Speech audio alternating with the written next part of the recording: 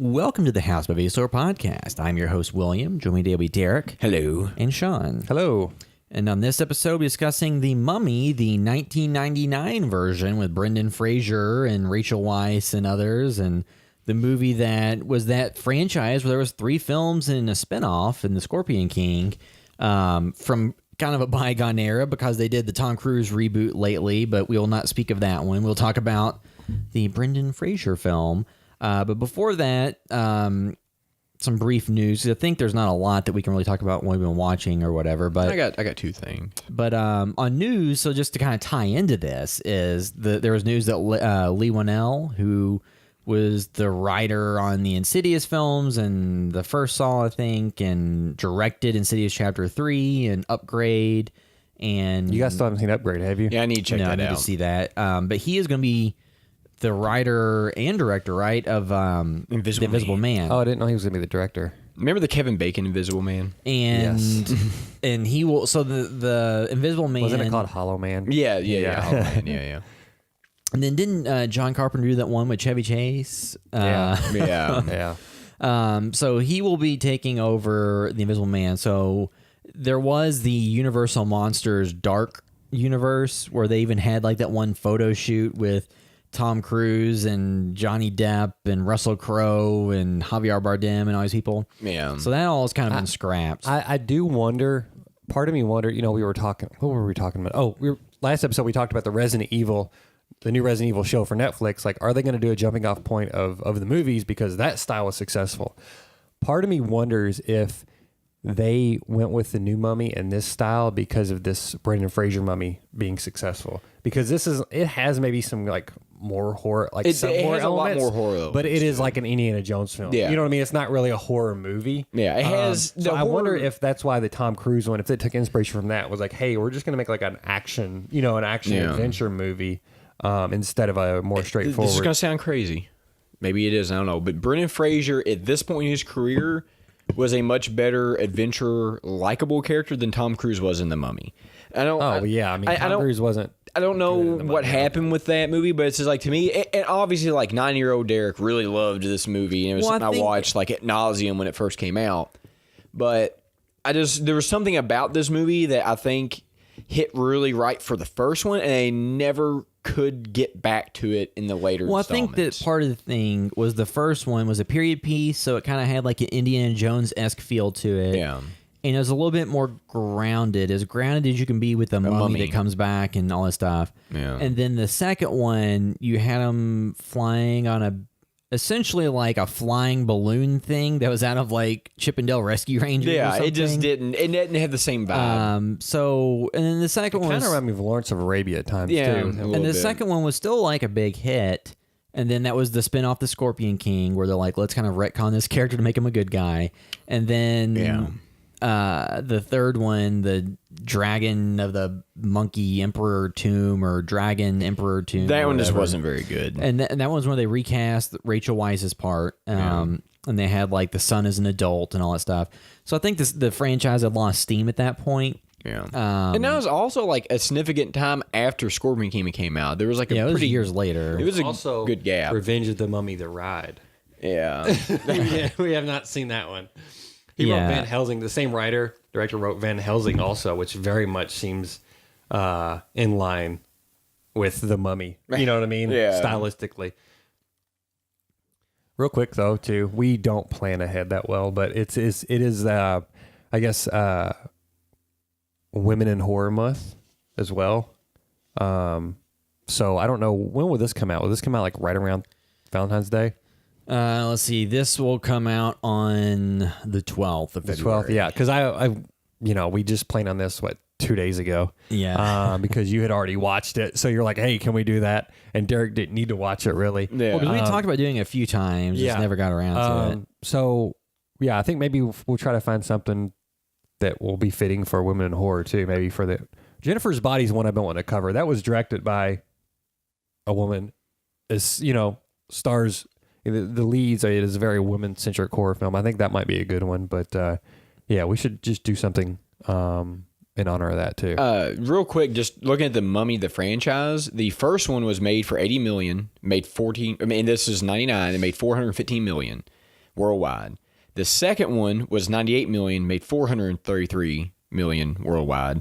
Then the third one, which wasn't even good at all, was made for 145, but still grossed 400 million. So like none of these were flops. I mean, so they were great international grosses in the pre-Marvel. Yeah, I mean they did really. I mean, you look at a movie in '99 that made 415 million. That's in '99. That's a lot of money. You know? Yeah, that's really good. I'm just saying that like in the that's world pre-superhero in the world since then, that's nothing.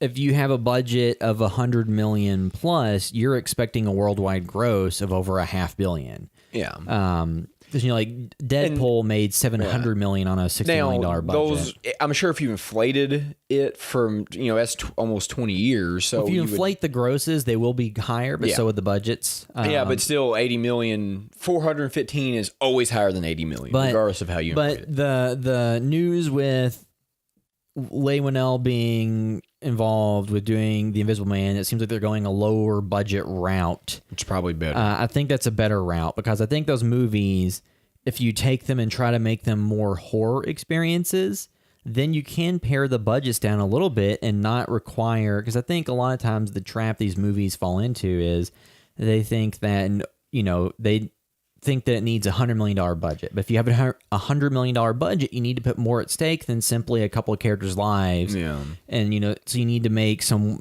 big stakes. And in doing that, you water the story down so much and make it so bland and so same that you don't really get a story that's unique. And I think that's where a lot of those problems came in. Well, it's just funny thinking that the Brendan Fraser Mummy trilogy was $1 billion franchise. I mean, it was a big mainstream film. Yeah, but I wonder, like, again, you were talking about the Tom Cruise version. I wonder, like, if they just looked at that and said, "Oh, hey, they did really good," and now we're getting Tom Cruise, who is a little bit bigger than Brendan Fraser, obviously, or a lot bigger, and it didn't work.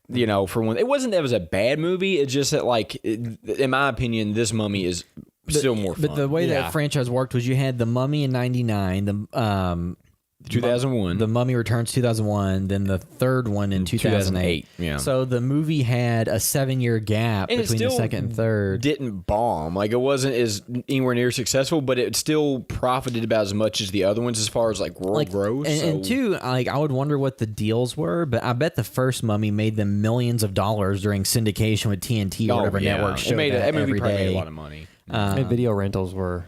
And DVD sales and rentals were still big back then. But yeah, like, so the idea of taking those movies back to a smaller scale and scrapping the shared universe stuff, because the shared universe is something that everyone thought they needed. And it doesn't always work. You can do crossovers and things like that, because back in the day, a lot of times, if there were crossovers, they kind of ignored continuity and just did whatever. Yeah. And at the same time, if you're dealing with a Mummy versus Frankenstein or something, does it really matter how you get to that point? No. But like Van Helsing was an example of trying to do that world building type stuff back in the early 2000s, and it didn't quite turn out. But you watched the crap out of that movie. No, yes, he did. You talked about it a lot. Yeah, I've never seen it, but I know a lot about that movie because of William. This is just a movie that William bought, and for whatever reason, you just always put it on. No. But here's what happened with Van Helsing. He liked Van Helsing. Calm down.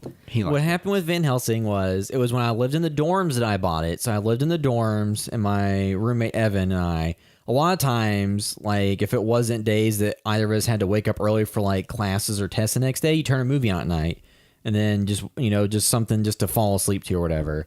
And pre-Netflix too. You pre-Netflix, but the disc yet. Pre-Netflix. Well, pre-Netflix streaming. Netflix streaming was starting to come in around when I was still in college because I stayed in a little bit longer. This would have been 2006, I think. Yeah, it was a little early. So we were. So I worked at Circuit City at the time, and I got that movie when it first came out because everybody was talking about it.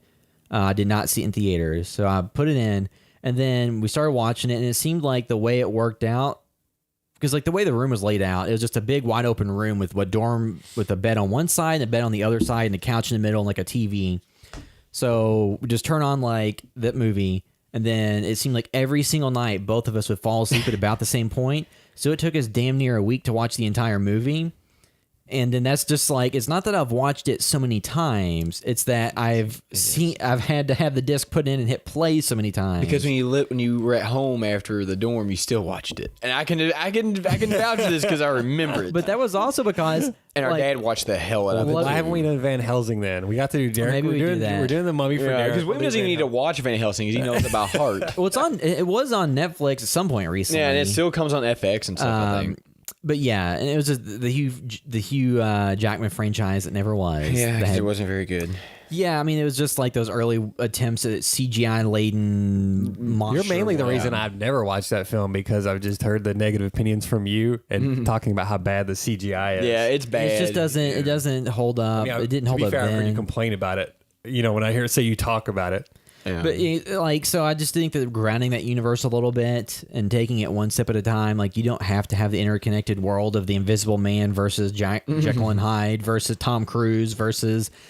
So I think Tom Cruise It's fun to make some a period piece or whatever, you know. Here's the thing. Period pieces are fun. What you can do is I think the lesson that everyone took away from the Marvel Cinematic Universe was the wrong one. So even if you hate all those movies, the way they built that world was they built one movie. And then they laid a little bit of groundwork in that movie. They had another movie that laid a little bit. So they took them multiple movies to build up to the crossover stuff. Yeah. They didn't just make one movie and start talking about it. They built it up, and they knew it's along the way, if these different parts of it failed, then they would not continue with it. Yeah, they just did little Easter eggs that maybe weren't going to be fulfilled, but it worked out, and they got to do what they wanted. And then in today's world, people are wanting to do one movie and create an entire world, and it's like, no, you've just been like 8 years building this up, or at least from Iron Man to Avengers was 2008 to 12. So it was 4 years, but it was like at that point a number of movies, like more than 5 movies. I think people forget too, like Iron Man was essentially a big budgeted indie film because like it got shopped around by a bunch of different places. Because that was in Marvel Studios before they were going down. They got Robert Downey Jr. attached, but he just came out of like rehab, and he was still kind of not reliable. Well, he had done Kiss Kiss. Yeah, but he was still so unreliable that who is the War Machine in that movie? Because it's not Don Cheadle, it was the guy before. Terrence Howard. Terrence Howard was actually signed on for 3 movies because he was the contingency plan that Robert Downey Jr. was going to relapse. Because they went into that movie thinking that he was going to have a relapse. Well, he got paid. So Terrence Howard was paid more for the first Iron Man than Robert Downey Jr. He was their backup. Because he was also at that time the more bankable star. But they also, a lot of this goes into his contract. Him, you think, because of that contract? Absolutely. What was because everybody likes Don Cheadle better anyway. But what happened with that is like Robert Downey Jr. didn't relapse. Robert Downey Jr. Iron Man kind of relaunched his career. He continued to not do drugs, and then he was a real big name. So you're going to have your franchise leading guy making less than a guy that was, going to be a sidekick, and they couldn't renegotiate the contracts, so they dumped him and they got Don Cheadle. Well, but a lot of that was because Robert Downey Jr. was such a risk at the time that they needed a bigger star to like be there for replacement. Well, I think part of it too. I mean, like without knowing all the contracts, I was just I know all the contracts stuff. But part of it too is I'm sure Terrence Howard, if they came back and said, "Can we renegotiate you to a lower salary?" The answer would be no. Nope. Yeah. But what was the point of that? It was just funny because that was like the world building. But it was an indie film almost. Like it shouldn't. It was 80 or 100 million. Yeah, so it was like, but it was like a movie that Valerian was an indie film, and that was like 150 million. So it was an indie film, obviously, but it was one of those movies that, like, when you go and hear the production behind it and how it got shopped around and made, like, it's just kind of surprising that movie turned into what it did. To tie it into the Mummy, Tom Cruise was considered to be Tony Stark at times. In the Iron Man film. He was actually, I think, like attached at points that it just never went anywhere. It would have been interesting to have. Because they're about the same age. He's a little bit older than him, but he still could have done it at the time. Yeah, I mean, but like. With those movies, I think the problem is, say that you do want to have some of those Universal monsters cross over at some point, because they did that in the original franchises, some of the later installments.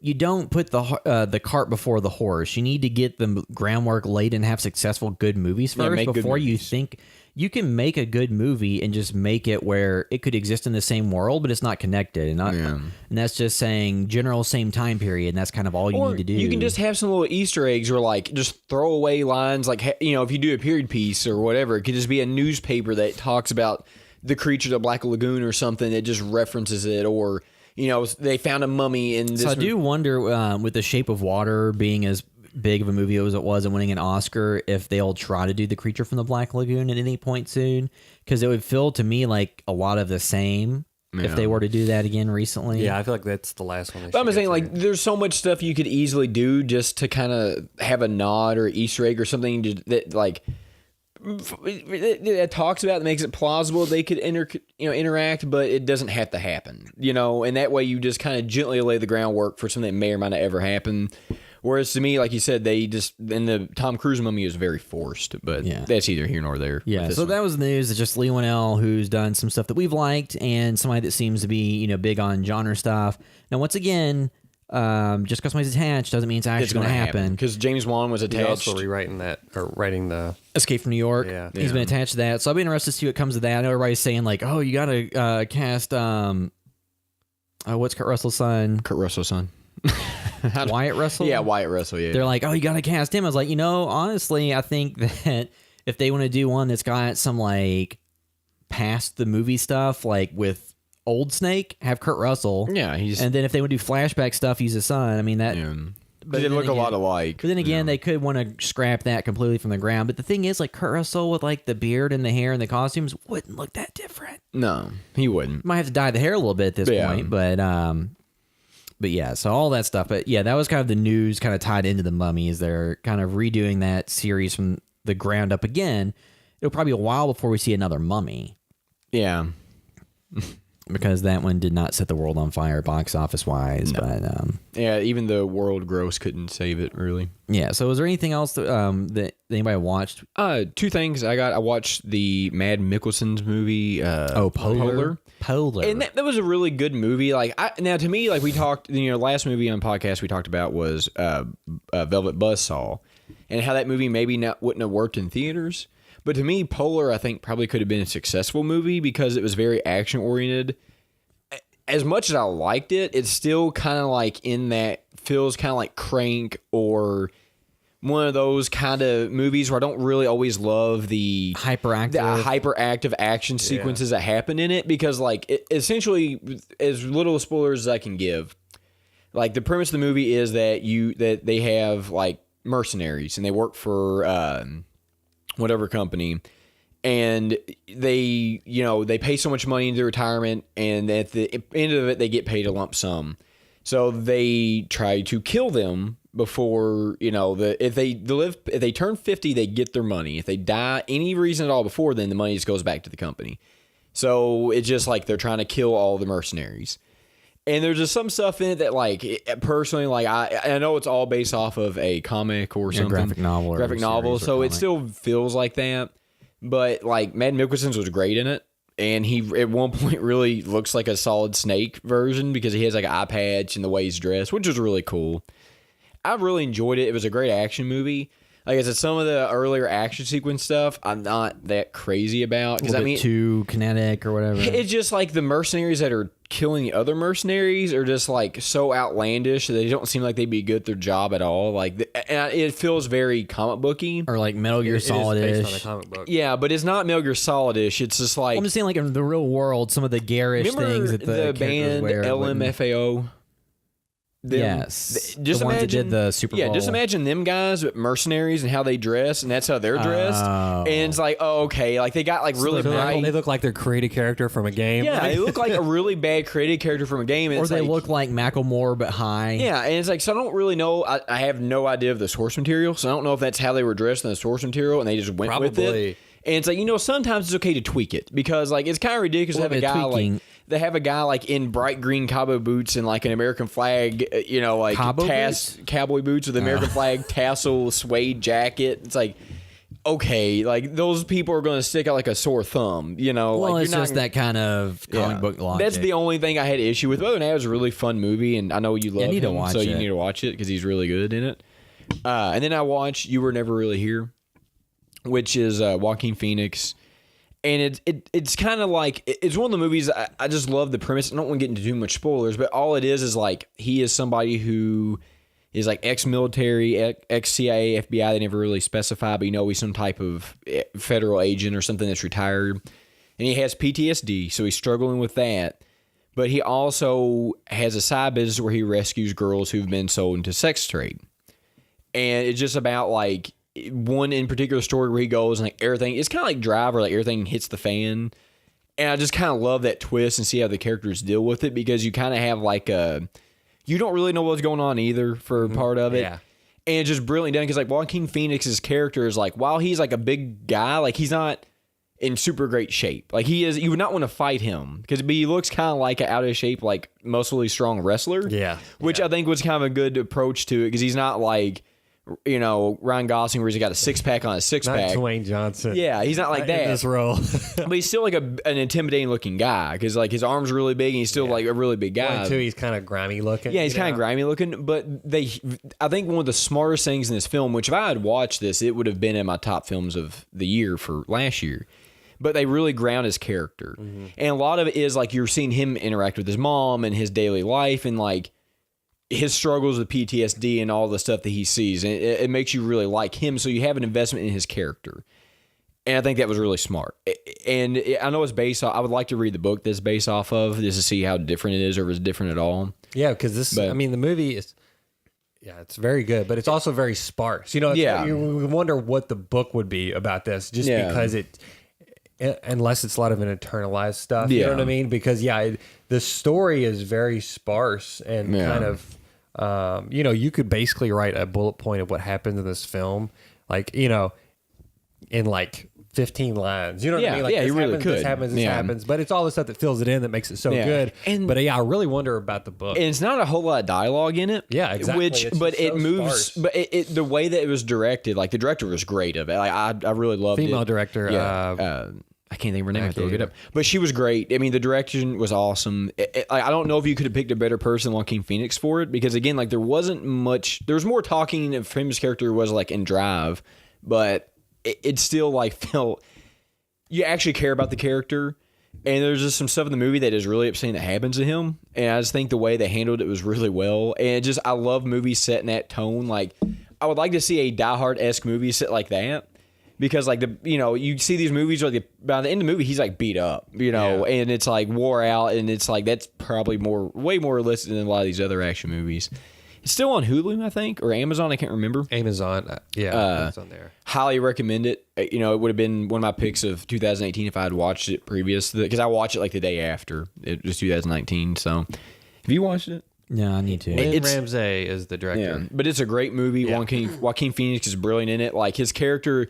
But it's like, like when you see him, like he's such, I don't know, a method actor, I guess. Like, it's just interesting. Anything he's in, I think he's good. Because he's always seems very committed to the role, and he doesn't phone anything in. And brilliant movie. Just kind of love like the hopeless feeling that happens at one part, because like everything just goes to shit, and then it just gets really good. Yeah. There's really there's no like down moments. And the interesting thing is this movie could have been a really big gore fest and been very brutal, but the way that they shoot the action, that he's a very brutal guy, but they don't really show it, which I think is brilliant, because like you just kind of get glimpses of it. And not to get spoiled, but I think it's because he doesn't take enjoyment into it. Yeah, he does that's not. The point. Yeah. As an audience, you're not supposed to take enjoyment in it. He doesn't really want to be doing these things. He's doing it because, I guess, the things he's seen. And, of the good of the cause, and probably to make money too, but he doesn't actually, like, he's not relishing this stuff. Yeah.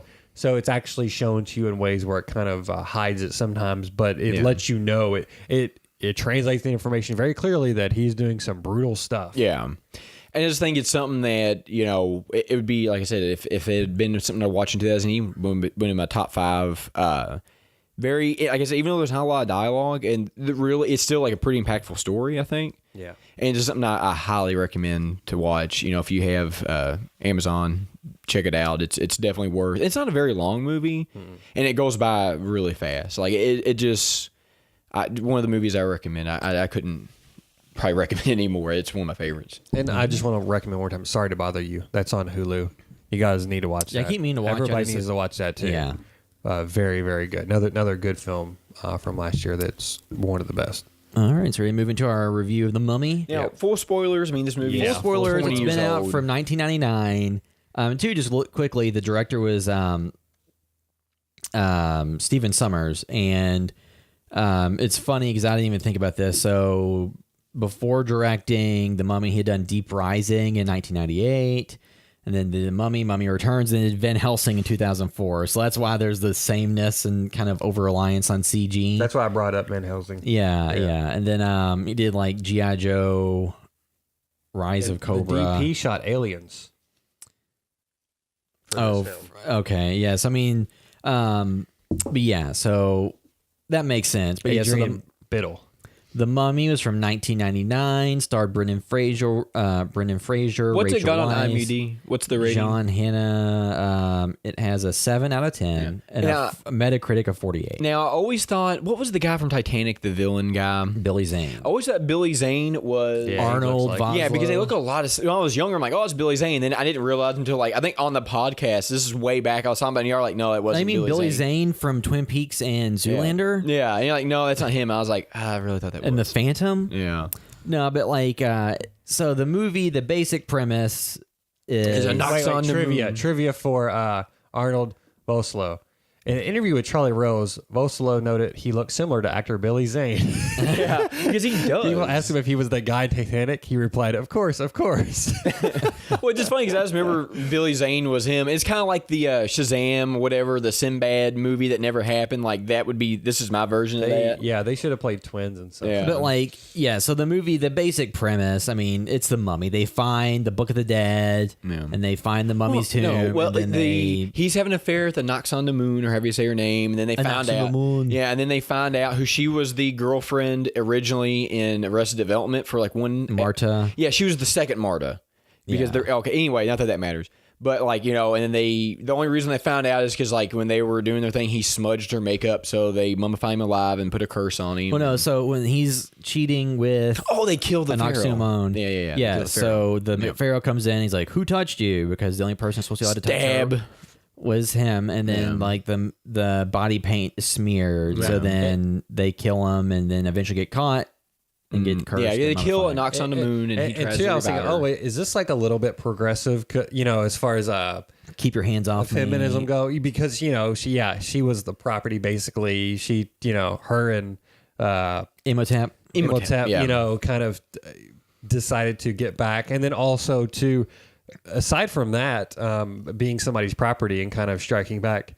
Later on in the film, Rachel Weisz, her character, you know, people continuously say like, "Oh, a woman's going to lead you there." You know what I mean? Like that was the whole thing. But then by the end of the film, she becomes a damsel in distress. But it was interesting, those two elements that they kind of. But she was a stronger character for a lot of it because there's like the library scene where she like fights everybody, but she kind of like bumbles her way through it. Yeah, almost. but also too, she's a smart. You know, she's not supposed to be a strong fighter. Well, she's the intelligence of this group. Well, and they so it's fine. But she's the Daphne mixed with Velma. Yeah, really. If you look back at this movie, so I've seen this a ton back in the early 2000s or whatever, whenever it hit video and TV.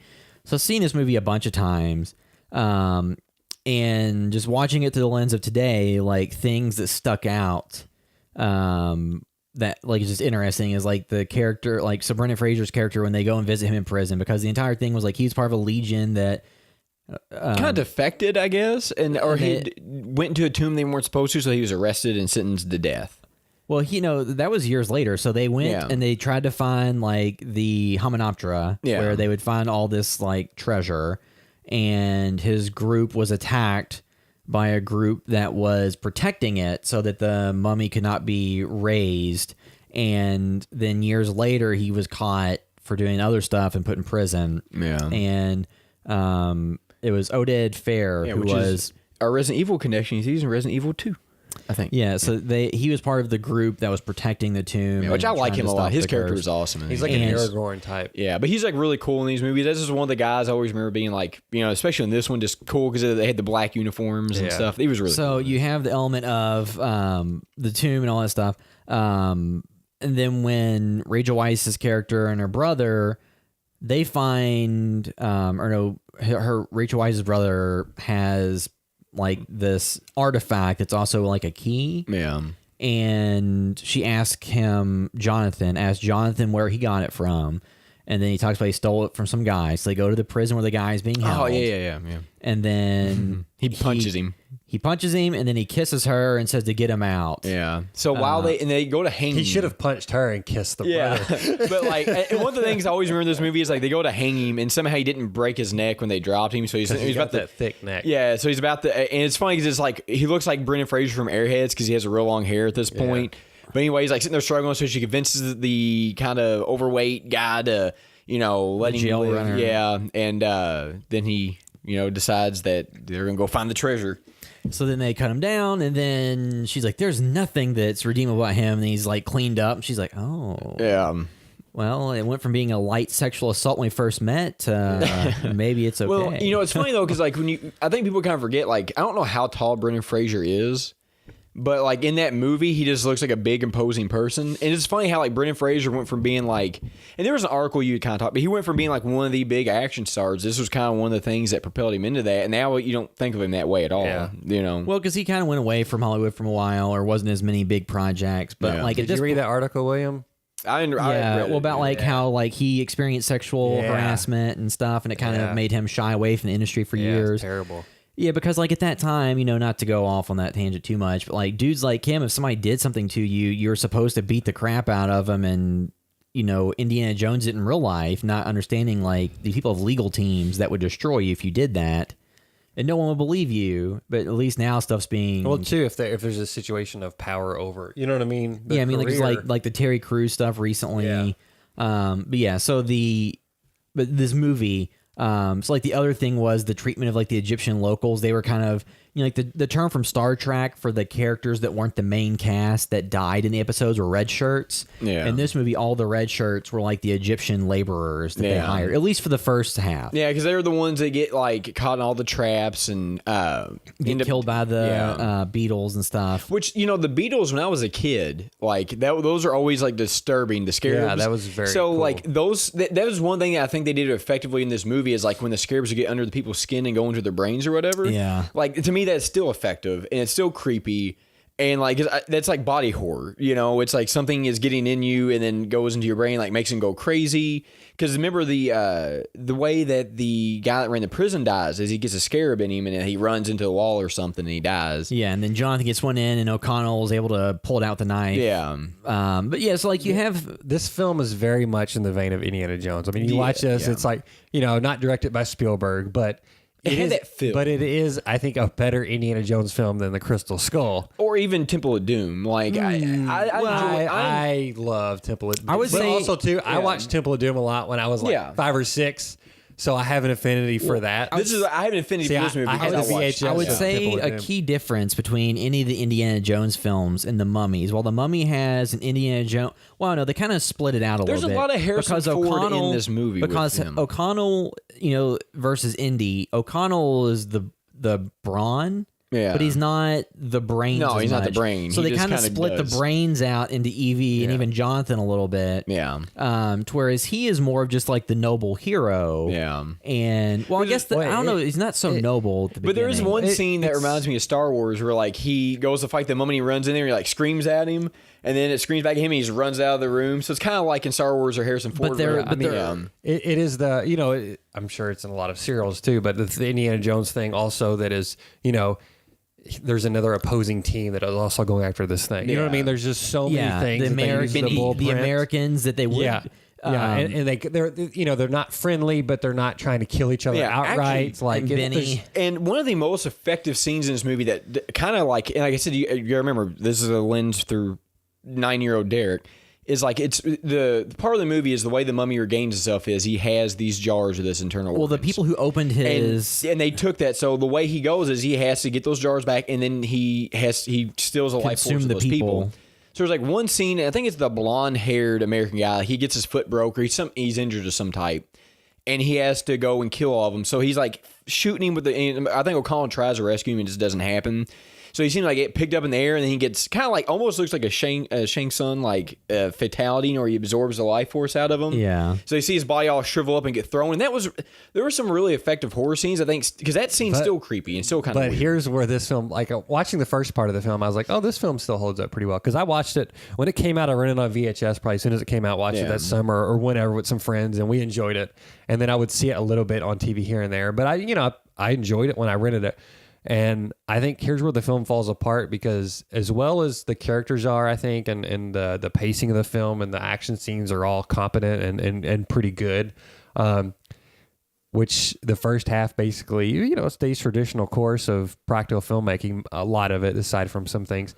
Once it gets into the heavy CGI, it falls apart, and it's and that's what dates it way more than Temple of Doom or something like that. Yeah, because it's not the CGI. It is just and unfortunately it was of that era, and it just wrecks this film. I would say, and I think that's why it's like, even kids now, if they watch this film, they'd be like, "What the hell?" Yeah, you know what I mean? Like CGI it takes away from all the I think things this film does right. Yeah, I do agree with that, because it does bad. It is bad. It's not as like bad as Mortal Kombat Reptile bad, but there is some. It's not quite. There's a bigger budget, but it's still but also bad. too, it's more of the film. Yeah, Reptile's like a more. small part. The whole mummy, until he gets fully formed, it's bad. All that stuff looks really bad. Yeah. I mean, I would say I think that the way that the movie was watched in 1999 versus fine. today, Yeah, it was totally fine. So I think that the difference in the movie is, you watched it back then, there might have been more of an effect on people watching it, as opposed to today, it's more of a nostalgia for the movie if you watched it back when it first came out. Or it's more of just, this is a fun action romp where nothing is scary at all, because this is. I mean, I still think the PlayStation 3 graphics. Yeah, PlayStation 2. Yeah, I do like that they take a dig at the Americans in the movie too, because like when the boat that they're going on gets under siege, like all the Americans are just sitting there shooting everybody with guns, and they're having like a really fun time, and they're just like, oh, Americans. So I did like that, because they always kind of took a dig at them every time they could, because like they were just dumb with guns, and that's kind of how the cowboys. Yeah, that's kind of how those guys were to the very end. So I think like those parts were really effective. I do like that the way he had to kill people. I think there was some good set pieces for that. Well, and then too, you had like the character of Benny that was O'Connell's kind of like friend at the beginning, but turned on him. Well, he was always a stabbing the back. Yeah, that's what from Indiana Jones, but they ran with that instead of killing him off. They let him Raiders of the Lost Ark instead of killing him off in the beginning, which he was. It was. I liked some of it, but some of it was like, oh man, this is really like they're really leaning into this comic relief that's not always working. And just sensibilities from like 99 versus today, because I mean too, a lot of the things are with movies. A lot of times you have to take into account some tropes are overused so much at a certain point. If you go back to movies that are relatively, earlier on in that cycle, it's just as unbearable as the most recent one, because it's been so overused. I would say like with Benny, like he's not in there a ton. But by the end of the film, I was kind of like over him on some of his gags. Yeah, but then he does get his just desserts at the end. It's like, okay, so. Yeah, I would like to see him die like halfway through. Yeah, it would have been a little bit better.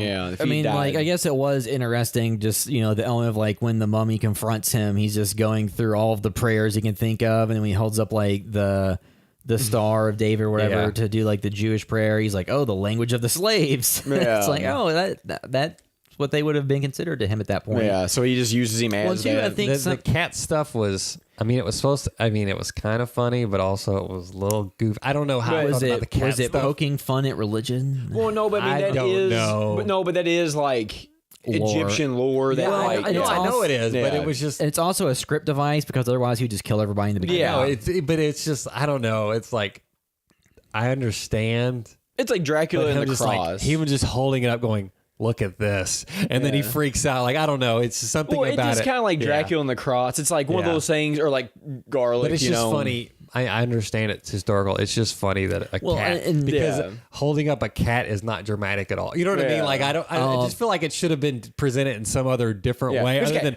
walking into the room being like, I got a cat, and that was it. And then he ran out. But that to me does kind of add a little bit of just ridiculous charm to it, because it's like, of all the things they can do, he just grabs a cat. You know, it's like, you got a cat, give it to me. I just want to see the scene leading up to that. Like, I would like to see him chase the cat down. That's the movie I want. Yeah. But again, with Brendan Fraser's character in this, if they had a 2-minute scene of him chasing a cat, like that would have fit in this world. Like it would have been I weird. mean, it would have messed up the pacing, but I think that, I don't know. Just, it would have been enjoyable. Yeah, that would have been very good. Kind of like when Rocky's chasing the chicken around, like he's have him trying to get the. Yes, you know. yeah.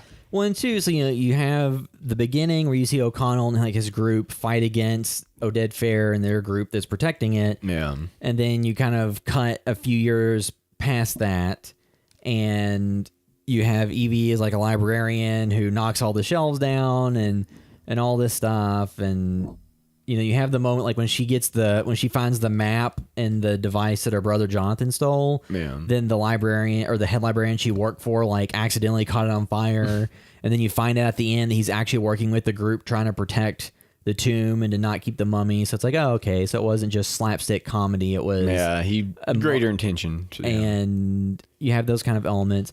And two, like I was saying before the podcast, like, so something else that gave a little bit of, positive reinforcement to me on these movies was the Serious Sam series. So that was a series of first-person shooters that were on the PC. I think they hit the consoles later. Mm-hmm. That was set in a lot of those Egyptian locales where you would fight, like, the creatures that ran around with bombs on their head going, and, like, big monsters. You just had a ton of weapons and guns. So I remember those games being set in those locations. I think that came out around the time of the sequel to this, actually. Yeah. But just that reminded me of all of, like, these Egyptian locales and tombs. And well, too, like, you know what else game reminded me of this? The Mummy on PlayStation 1. I played that within the past year, I think. The PS1 version. I don't remember that. Yeah, it's terrible. I think they tried to. It's a little bit like Tomb Raider-ish. Yeah. As far as like you're in a tomb and then you got to like find a switch on the wall. But it's a bad Tomb Raider clone because the controls are even worse. Yeah, because at the time, like, you had the Tomb Raider games and stuff. So just a lot of stuff that the era around it can leave your opinion of it elevated until you rewatch it. Well, I think with me, like, you probably remember this. Maybe you did too, but like that was when the History Channel was more about history and showed stuff like that. And there was a lot of times where like once a year they'd have like a big mummy thing where like they would have like it was like the Shark Week, but it was like Mummy Week. So it'd be like just all this mummy stuff, and that was around the same time. So you could go watch all this about the mummies, and it covered different eras of mummies, so not just Egyptian era, but different ways of mummification. But like, it was like really cool. And then you had this, so there's a bunch of nostalgia for me because like I was 9 when all this came out, so like that's why I look so highly on this film. But this is not a perfect film, and like I'm always going to choose like Indiana Jones stuff over this. But this movie is still way better than the Tom Cruise one. Like, if I had to sit down and watch one, like, I'm picking this because it's more fun. Well, I think it's probably, better than the Kingdom of the Crystal Skull. Oh, yeah. And also because that film feels fake from the sets. This at least, feels, even though obviously a lot of it is sets just because of the nature of it, but this at least feels more grounded in that way. All the other CGI stuff is bad, but at least you feel like you're in a real place, more like a traditional Indiana Jones film. You feel like you're there. You feel like they're actually excavating and having to figure things out in the tomb and figure out archaeological type things. So you do have elements of it that are fun, and then you do have Brandon Fraser's great in it. The more horror elements when after the mummy's been resurrected and kind of going after people. So, which I think that stuff to me, like when the bodies get all shriveled up, like that's still good. Like it's weird and it's not maybe as effective as it was when I was 9, but it's still like you can look at it and like, oh, okay, that was well done. Just to reiterate, like what Sean was saying, I think with the effects on it, if you rewatch it today, the effect now is not that you're going to get a lot of horror out of it for people. It's just like an action adventure romp where you're like, oh, that's kind of fake looking CG, or but some creepy moments. So I think, but also too. I didn't see this in theaters. I saw it on VHS, but again, I saw it on VHS on a, tube TV. So the CGI effects kind of blend a little bit better. Well, a lot of stuff when you're watching it in standard def on a VHS copy on a 4x3 TV pan and scan version, a lot of the stuff can be a little bit hidden that sticks out like a sore thumb. Because even newer stuff, like Jurassic World or something, I had watched like on a Blu-ray at home, and I was like, oh, this doesn't look anywhere near as good as it did. Yeah. Because in the theater, too, like the screen, if you're watching on a large screen, you would think, oh, that makes the effects look worse. But if it's blown up on a large screen, there's a lot more for you to focus your attention on. So you're not seeing everything in its entirety right in your field of view. Yeah, like one movie that comes to mind with stuff like that is like, as much as I love the X-Men franchise, Apocalypse and Days of Future Past, like on theater looked really good. And you watch it at home, you're like, it's kind of bad. You know, it's amazing how bad some of the CGI looks in big budget films still. Yeah. Well, You know what I mean? Like it's like even Avengers, Infinity War. Oh, there's like, some stuff that's not like good. It's Yeah. horrible. You know, What some happens- of it, it's what fine hap- because the story's good, but you're like, man. But what I'm happens in a lot of what these is going movies on? is I think especially like they'll have a timetable of they have a release Yeah. date to hit. So they get done shooting and they just pay as many effects houses as they can to get as much done as they can in the period of time they have. Versus if they had taken extra year and just had just a one couple team work months, on it yeah. consistently from beginning to end, you have a lot different result. Yeah. But yeah, so like rewatching this and then thinking about like Van Helsing, it does make a lot of sense that the same filmmaker was behind both movies. But it's just funny because Van Helsing never had the fun of this. Well, Van Helsing was a lot more. So, like you said, like this movie at least had the feel that they were at locations. Van Helsing rarely felt like they were It just felt actually like set in an pieces. Eastern European Yeah. city. It just felt like it was CG and sets, and like Hugh Jackman's an actor that I really like, and Kate Beckinsale that she was coming off of the Underworld movies at that time. I think that was after Underworld. Yeah, at least one. Yeah, I think that was like 2001 or so. Underworld. Yeah, so maybe. that was 2004. So she was a hot commodity at the time too. It's just they didn't really give that a cohesive world that really felt right. So I think that it's just been proven that Universal, they don't need to do these interconnected movies with all these characters in them and try to make them like CG heavy action films. I think that they're better off, because I think like The Mummy was about as good as you could do with that formula of like a CGI laden action film. Mm-hmm. And I think that they're better paring down the focus to do more horror. But now, see, with The Mummy, the only thing I don't know, and maybe this is just because I have such a place for this in my, like, just the nostalgia and just loved it when I was a kid. But I don't know if I would, like, the Invisible Man, I could really care less about that, because, like, who's like, oh, Invisible Man's my favorite character? Like, nobody. There's, like, one movie, nobody cares about it. But, like, I wouldn't say nobody cares about it. But the general, if you go ask the general doesn't public, carry a lot of- they're gonna be like, it's Frankenstein's monster. Where it's the werewolf, Well, I think- and it's Dracula. well, I like when you get the Creatures of the Black Lagoon and you get to Invisible Man, But I think isn't people just that don't more care. interesting because we haven't seen those stories a thousand no, times? it can be yeah. because it's going to well, feel when you think fresher. about it though, like you think about like, But that gives them. Well, I was kind of going with that. Is it gives them more room to do stuff. Yeah. well, I was saying too, like you 'Cause think there's not lore. you think about the Marvel Cinematic Universe where that started was Iron Man, which is kind of like a B or C list Yeah, like character. nobody- yeah. So I think that I don't know that they're ever going to want to interconnect those movies again in the future. But starting with your lesser known characters gives you more room to play around and figure out what I think just make movie. Like I said, if you need to make one set in the 1930s, do it. Like don't even worry. I think just make them all disconnected, their own experience. because they all are the same anyway. You all look at them as Universal monsters. You all feel like they're part of a package. But, like, anyway. But do you really want to see Frankenstein fight? Well, did you hear the CBS show? I think they got greenlit, the Frankenstein detective show. No. Frankenstein plays he's going to be a detective.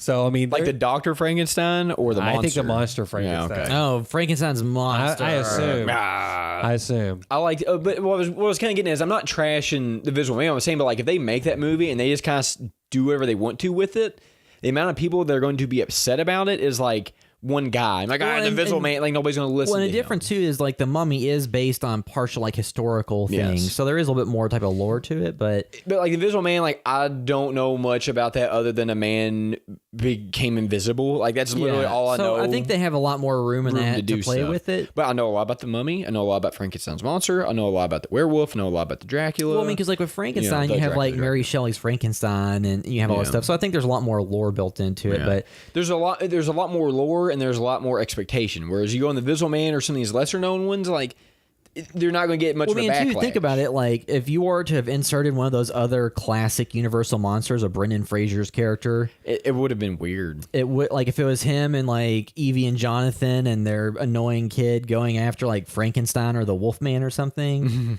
Like because they did the Wolfman too, like the one that had Benicio del Toro in it, wasn't it? Yeah. Didn't work out well because that one had like all the delays in production and the reshoots and all the problems and I saw a little bit of that. I remember seeing it. I didn't think it was terrible or anything. It's just I just think when you get into those types of movies, the bigger the name they are, the more expectation you have. Whereas I think Visual Man to me is a good place to go with. so like with the Mummy, like back to the Brendan Fraser Mummy. I think that the approach they took with that at the time was absolutely the right one, and it worked for the time. The CG hasn't aged that well, but the movie is still fun. Yeah, it's so fun. I could still sit down and imagine enjoy if it. they would have done so many practical effects. The love for this film, because the horror community does not give two craps about this film. Yeah. From what I can tell. But nobody really brings it up that much. But to me, though, it's like it's not a full horror movie, but there's other movies in the time that are much more beloved, which I think this is better. Well, I'm saying is the horror community would actually maybe celebrate this more if all the CGI stuff would have been more practical. And it you know what I sucks mean? Like, because that's what it just zaps any the sort of... movie's budget was already $80 million, but it seems like if they had done it full practical, it probably would have been about double that. Maybe, or it might have been less. Because I think at the time... You just don't do scenes certain ways. You know what I mean? Well, I think that like it depends on what the studio mandate is. Like, what do you have to show them?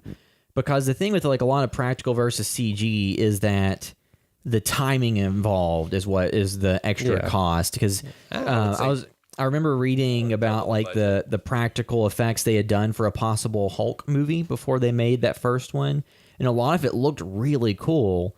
But I think that the amount of time it would have taken and the limitations on what you could have pulled off, because if they just really wanted to see mummy creatures climbing on the wall and stuff and flipping around and all that, then I think shoot those differently, and then all this stuff on Emotep, like make that practical. You know what I mean? You don't need to see that transform every shot. It could be in stages, and then he turns around and it's different. If you think about, like, I was thinking of like, well, what would he have looked like if done that practical, like Darkman, the Liam Neeson Sam Raimi movie. I think he would have looked like that until he got regenerated. I think there's different ways they could have done it. Like, I'm okay with the way it was. It works.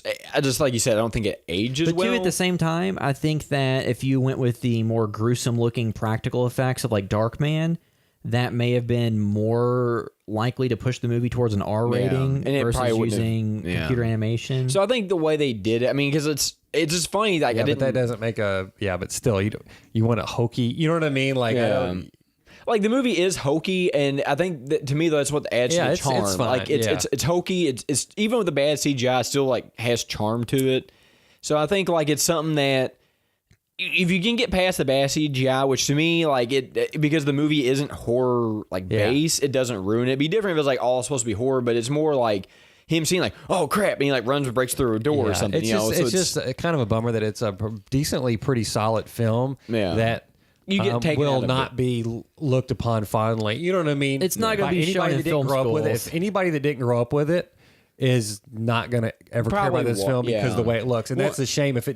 If it maybe was more practical, I think this would have had some resurgence from fans. If they had taken a Jurassic Park approach with as much practical effect as they could, supplementing with CG, but at the same time, like the scale of what they wanted to do may not have been possible, so they just had to scale down what was in the script and take out some of the action, which may have been okay. Would have been fine because like there's like parts where like you have Emoteps, like the guys are all mummified and they're fighting with them, and it's like you probably could have took that out. They would, like the scarab stuff with the Beatles. You had to kind of reshoot how that. And honestly, I think the Beatles, I would have been okay with that being CGI. Yeah. Like that's mostly fine. Yeah, it's not all great when there's a whole bunch of them, but it's one, to me, some of the more effective scenes in the movie when I was a kid if you have was some the CGI Beatles and CGI mixed with something else, and then everything else are practical. It's easier to swallow, I think. But I think it's a movie that really fit that era, and I just.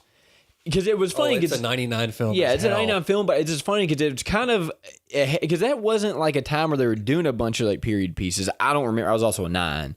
But, it's funny to think this movie. 99 was also The Matrix. Yeah, but it's funny. You think about how successful this movie was, and I might be wrong, but didn't The Matrix and Star Wars both come out this year in 99 too? When Phantom Menace came out? Or was Phantom Menace Was it early 99? Yeah, it might have been. Because I'm thinking, you think about the competition it had, just in that year in general. I don't know when the movies actually came out, but you had Star Wars. Phantom Menace was 99. Yeah. See, I think that was the issue. I think the reason I rented this, I liked it, but when I had saw Matrix that year, everything else that was action was just like... Well, because you had completely different planes of existence. Yeah, exactly. So after I saw The Matrix, like anything, and even still, like some of that CGI is maybe not the best in that film, but it's all...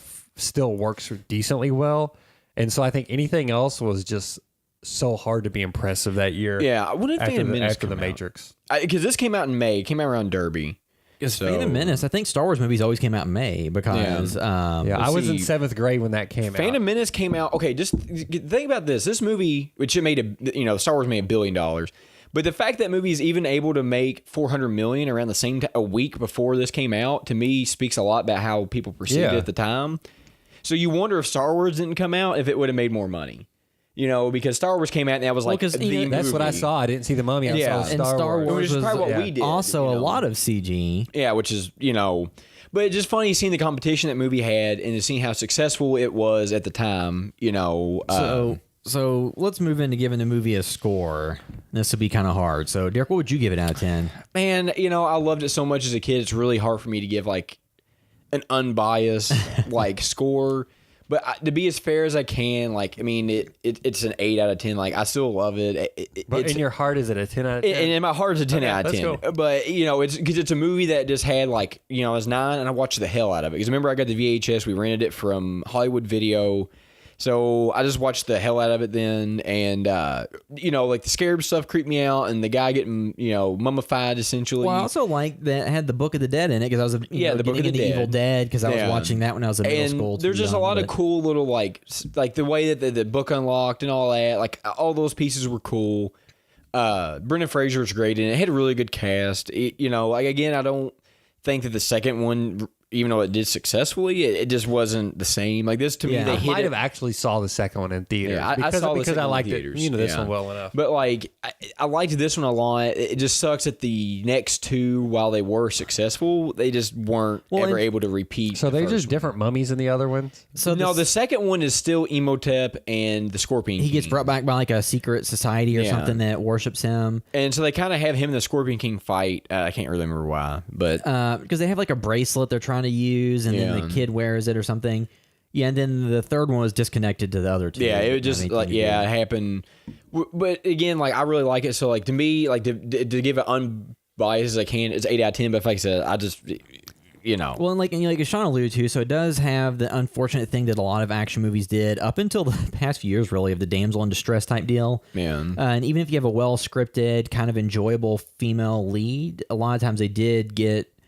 Essentially, at the end of the day, they got restricted as being somebody that had to be saved. Yeah. And luckily, I remember the sequel of the movie took a different direction with the kid being the one they have to go after and the wife being a much more active protagonist and stuff like that. So they did change it up a little bit with the sequel.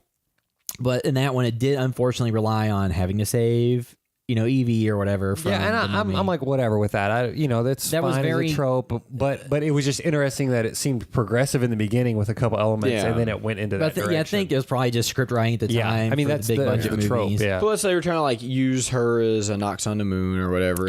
So it's very much. The plot. I mean, if I bring in the entire nostalgia of at the time it came out, how much I enjoyed it, is more like an 8 or 9. But if you look at it objectively as a movie, it's like a 6, like a fun action romp that even if I wouldn't want them to replicate the CG and stuff they used in it, I would not be upset if more movies are made in the mold of just kind of like a fun action romp. Because I think the Uncharted games probably took inspiration from that. And a lot of different things since then took, because you had the Mummy, which was much more like Indiana Jones-esque with the heavier supernatural element, being up front and center. And then you had the more grounded, National Treasure with Nick Cage, where it was the Indiana Jones, but the more realistic version, if you want to call it that. And then those, all these different types of things that came out. The Tomb Raider movies. Well, yeah, the Tomb Raider. I've not seen the newest one, but I haven't either. But the ones with it's on HBO. Angelina Jolie. Yeah, those are not good. Those are just so bad. Yeah, so like I said, a 6. I mean, viewing it through the lens of everything. Yeah, I was gonna say about a 7. I like the actors in it. The characters I like the way the characters are written mostly. It's none of that is too eye rolly or anything like that. All that stuff holds up pretty well, I think. I like the villain. Like I said, it's just the CGI stops this from being, I think, super celebrated because the bones of this movie are pretty good and the set pieces and plenty of action. And those are all well shot, I think. Again, not Spielberg, not masterfully shot, but all the time he doesn't do that. He doesn't hit a home run with every movie he does either, but it's all competently shot, and it's just man, they were really into the era of leaning into CGI, Yeah, and that's the unfortunate. And it's just because there's a lot of movies. sucks. There's a lot of movies from the time that leaned into it before it was really ready for prime time. But it's just funny to think about, like in that. I don't know. Could not wait. When did The Matrix come out? 99. I mean, what month? We know because it's just I feel like over the summer maybe. Because like it may have been right after Phantom Menace or something. Because all this came out around Derby, which is always like the first weekend of May. So then you had Star Wars right after, and then I'd just be interested to know when The Matrix came out. Because March. So it came out before. Yeah. But so you had all these really heavily CGI like laden movies come out within a couple months of each other. And there's probably other stuff. But those are like the three. It's funny that may have been one of the biggest releases of that year. You're not really thinking see, then you think about when it. I saw The Matrix, I like Phantom Menace when I first saw it. I think everybody I was did. like, dude, Yeah. I like just seeing Obi-Wan and them like slice up droids with their lightsabers. Yeah. And that was something you hadn't seen before. You know what I mean? Like just the novelty of that made me like that film. Yeah. Well, it was a more action-based. But as Star far Wars as like movie. films that I could just absolutely love, like Matrix, saw that year, and it was like everything else was just like whatever. And Matrix, not to get off on a completely different tangent, but Matrix is a movie now that like I hate watching not because it's bad, but because where the sequels went. Not even that. It's just that style was just either used so much or made fun of so and much. two, if you forget, that it's like the aesthetic of the Matrix is just like I'm tired of it. Dark City came out in 1998, and I think that was a lot of similar stylistic things, nowhere near the cultural impact initially. The Matrix. That's a pretty cool movie, though. Yeah, but a while back, like years ago, I was trying to find Cloverfield, and I bought this 2-pack. There was Cloverfield and Dark City. Like, that's a weird ass pairing. To do like a double, it was like the same package. I guess it was like some deal, but yeah. So that'll wrap up our discussion of The Mummy from 1999, not the Tom Cruise one. But yeah, so if you're listening via iTunes, you can do us a huge favor and leave a review there. That helps other people find the podcast. You can find all the stuff we're doing at houseofastore.com. Find links to all of our social media accounts at Facebook, YouTube, Instagram, Twitter, all that good stuff. And if you want to find us specifically on the internet, you can find me on Instagram at the William Caps. You can find me on Instagram and Twitter at MetaWorldDerek. And I'm at Blevin Sean on Twitter. And that'll wrap up this episode of the House of a Store podcast. Thanks for listening.